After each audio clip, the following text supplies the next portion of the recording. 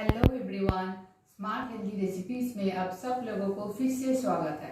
आज मैं आप लोगों के साथ टैमरिंड चिकन के रेसिपी की वीडियो शेयर करने वाली हूँ।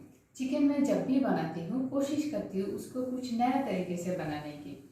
तो टैमरिंड चिकन नाम से ही पता चलता है कि मैं इमली देकर ये चिकन बनाई हूँ। तो चलिए वीडियो देखना शुरू करते हैं। आशा करती हूँ ये वीडियो आप लोगों को अच्छा लगे। अगर ये वीडियो आप लोगों को अच्छा लगे तो please like, comment, share and subscribe जरूर कीजिएगा ताकि अगले वीडियो की नोटिफिकेशन आप तक पहुंचे। Thank you.